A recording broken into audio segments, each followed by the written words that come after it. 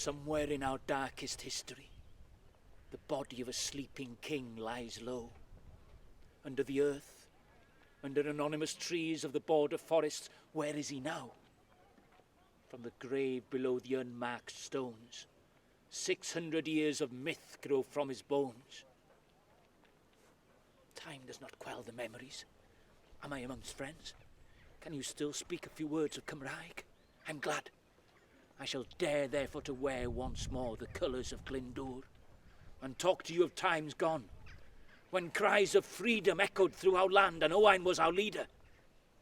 Let me introduce myself.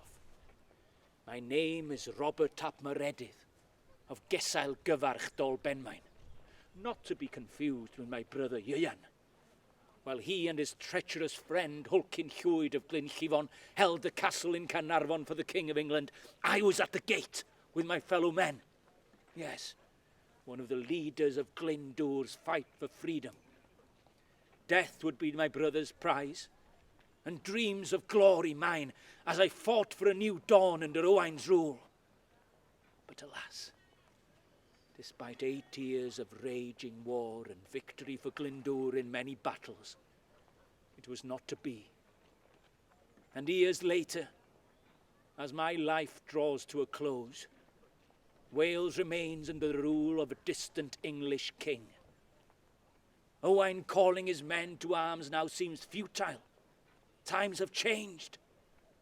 The remnants of Glyndŵr's army are now scattered all over the mountains of Snowdonia, and their freedom a distant dream.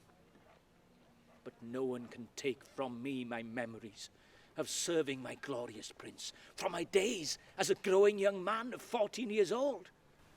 Yes, such service was an honour and not a duty. Once a year, Owain called for our services on a foreign mission. This service would usually be for a period of just 6 weeks. We would then be free to return home to work the land, unless our homelands were under attack, of course. It would then be our duty to protect our lands and our loved ones for as long as it might take. Prince Owain would treat us, his leading knights, his uchelwyr, as family. There could be as many as 150 of us at a time, so strong was his retinue.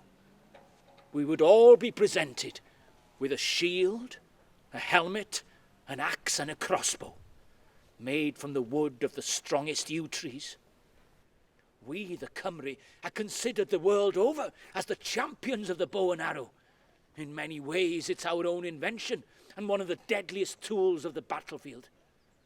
And if you didn't have a crossbow to hand, that trusted old battle axe would do the job.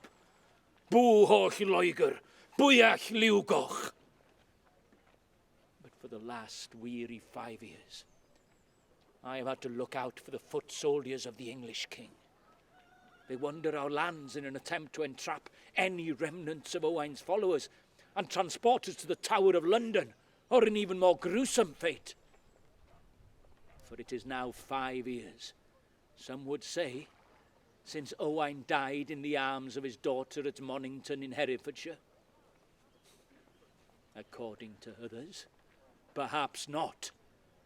There was never a grave laid in earth for the greatest of all Welshmen, and there is a good reason for that.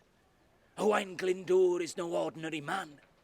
He will not be devoured by the jaws of death. He will be snatched from them.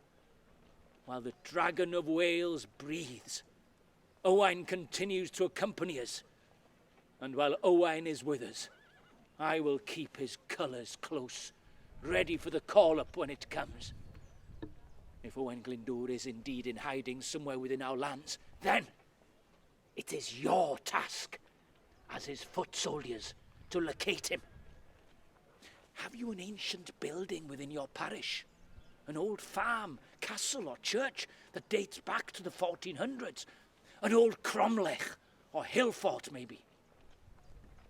Draw a map of such places close to you, so that we can locate our leader before the English soldiers do so. And think of this.